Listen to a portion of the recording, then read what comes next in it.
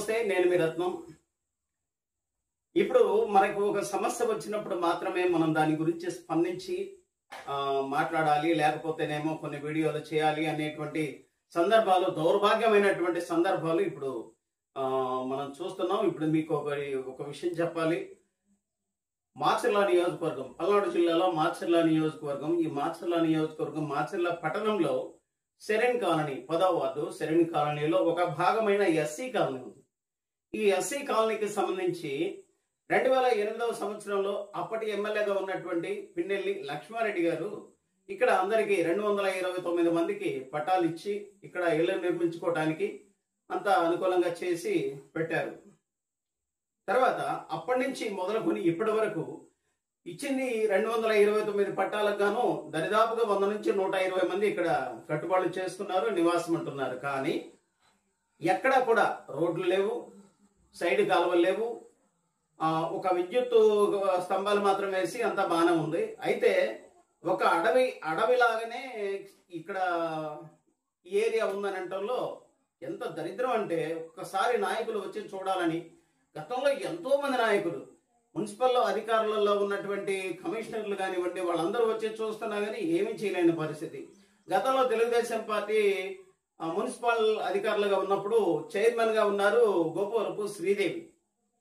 ఆమెడ తర్వాత ఆమె మంగమ్మ అనేటువంటి ఆమె ఒకళ్ళు ఉన్నారు. దాని తర్వాత జలీల్, ముగ్గురు ఉన్నారు చైర్మన్లుగా.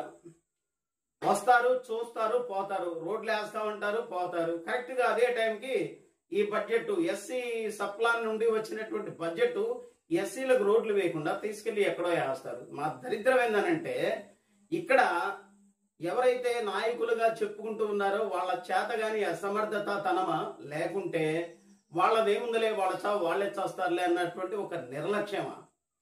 రోడ్లు లేవు, జంగిల్ క్లీనింగ్ కింద ఎక్కడా కూడా క్లీనింగ్ ఉండదు,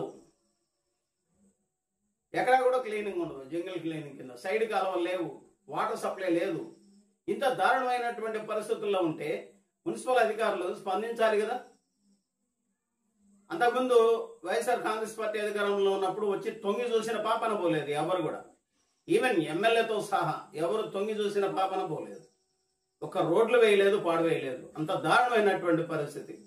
ఇప్పుడు కూటమి ప్రభుత్వం అధికారంలోకి వచ్చిన తర్వాత దానిలో భాగమైన జోలకంటి బ్రహ్మానందరెడ్డి గారికి ఈ సమస్యని గత 6 నెలల క్రితం ఇదే విధంగా వర్షాలు పడితే, అప్పుడు 3 నెలల క్రితం వర్షాలు పడ్డప్పుడు ఒక ఆడవాళ్ళందరూ వీడియోలు తయారు చేసి, అయ్యా మీకు దండం పెడతాం, మమ్మల్ని ఆదుకోండి అని వాళ్ళ ఆర్తనాదాలు వాళ్ళు వినిపించినా కానీ కనీసం ఇంతవరకు ఇక్కడ రోడ్డు వేసిన పాపన పోలేదు. చూడండి ఎంత దరిద్రంగా ఉన్నాయి ఆ రోడ్లు కానీ, ఆ విజువల్ చూడండి. వర్షం వస్తే అక్కడ పరిస్థితి ఏంటో. ఇంత దారుణంగా ఉంటే అధికారులు ఎందుకని పట్టించుకోరు? ఎందుకు నిమ్మకు నీరెత్తినట్టుగా ఉంటున్నారు అధికారులు? సమస్య చెబితే ఆ సమస్యను వెంటనే వచ్చి పరిష్కరించాలి కదా. జోలకంటి బ్రహ్మానందరెడ్డి గారికి అక్కడ ఆ వార్డులో నివసిస్తున్న వాళ్ళందరూ ఒకటే విన్నవించుకుంటున్నారు, అయ్యా గతంలో పరిపాలన చండాలంగా ఉంది, చేయలేకపోయారు, మీరు వచ్చారు, పెను మార్పులు జరుగుతూ ఉన్నాయి. ఇక్కడ మీరైనా కానీ ఇక్కడ ఎస్సీ కాలనీలో సైడ్ కాలువలు, రోడ్లు, వాటర్ సప్లై ఇలాంటివి ఎటువంటి లోటు అనేది లేకుండా చేస్తారనేది వాళ్ళు వించుకుంటున్నటువంటి వాళ్ళ మాటలు కూడా ఒకసారి మీరు వినండి. అందరికి నమస్కారం అండి. మేము 2014 నుంచి రోడ్లకి రిపోర్ట్లు పెడుతూనే ఉన్నాం సార్. మమ్మల్ని ఎవరు పట్టించుకోవట్లేదు. ఏ నాయకుడు వచ్చినా మమ్మల్ని చూస్తున్నారు కానీ వెళ్ళిపోతున్నారు. కమిషనర్ కానీ ఎవరైనా కానీ మమ్మల్ని పట్టించుకోవట్లేదు. ఇప్పుడైనా బ్రహ్మారెడ్డి గారు మమ్మల్ని పట్టించుకుంటాడని మేము అడుగుతున్నాం సార్. మా పిల్లలు మేము పాములలో తిరుగుతున్నాం సార్. ఎప్పుడు పాములు వచ్చి ఖర్చు కూడా తెలియట్లేదు సార్. మాకు ముసలోళ్ళు కూడా జారి పడుతున్నారు సార్. ఈ రోడ్లో ఆల్రెడీ మీరు పెట్టాము. 2 సంవత్సరాల నుంచి మున్సిపాలిటీ చుట్టూ తిరిగి మమ్మల్ని ఎవరు పట్టించుకోవట్లేదు. ఎంతో మందికి అర్జీలు పెట్టుకోవాలి, కాళ్ళ మీద కూడా పడి ఏడ్చిన రోజులు కూడా ఉన్నాయి సార్. కానీ ఎవరు పట్టించుకోవట్లేదు. గత ప్రభుత్వంలో ఉన్న ఎమ్మెల్యే గారు పట్టించుకోలేదు, ఇప్పుడున్న ప్రభుత్వంలో ఉన్న ఎమ్మెల్యే గారు పట్టించుకోవట్లేదు. ఇప్పుడు దయచేసి బ్రహ్మారెడ్డి గారికి మా మీద దయ ఉంటే దయచేసి ఈ వార్డుకు వచ్చి మేము పడుతున్న అవస్థలు కళ్ళారా చూసి మాకు ఏదైనా న్యాయం చేయమని మేము కోరుకుంటున్నాం. బ్రహ్మారెడ్డి గారు మీకు చేతులెత్తి నమస్కారం పెడతాను. దయచేసి మాకు న్యాయం చేయమని మేము కోరుకున్నాం సార్. మా మీద దయదలవండి, మేము పేదవాళ్ళం, ప్లీజ్. హలో, నమస్కారం అండి. బ్రహ్మారెడ్డి గారికి వందనాలు చెల్లించుకుంటున్నాము. సార్ ఇది 10వ వార్డులో ఎస్సీ కాలనీ అండి. మేము 10 సంవత్సరాలు 2014 నుంచి కూడా మేము ఇక్కడ ఎన్నో ఇబ్బందులు పడుతున్నాం సార్. మరి మాకు ఎక్కడ ఎవరి సైడ్కి పోయినా న్యాయం జరగట్లేదు. మన ప్రభుత్వం అయితే వచ్చింది కానీ సార్ ఎవరు న్యాయం చేయట్లేదు. ఎమ్మెల్యే గారైన బ్రహ్మారెడ్డి గారు మీరు మాకు న్యాయం చేస్తారని ఆశపడుతున్నాము. పిల్లల్ని వేసుకొని ఈ వార్డులో ఎంతోమంది ఇబ్బంది పడుతున్నాం సార్, సహాయం చేయండి. పాములు తేళ్లతో పెద్దవాళ్ళ పిల్లల్ని వేసుకొని ఇబ్బంది పడుతున్నాం. మీరు దయచేసి ఈ వార్డుకి వచ్చి మాకు సహాయం చేయమని అడుగుతున్నాం.